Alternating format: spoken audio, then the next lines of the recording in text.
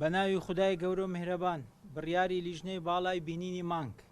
ئەمڕۆ هەینی 1 نیسان لیژنەی باڵای بینینی مانگ لە دیوانی وەزارەتی ئەوقاف و کاروباری ئاینی بە هەماهەنگی لەگەڵ لیژنە لاوەچەکان لە پارێزگا و ئیدارە سەربەخۆکان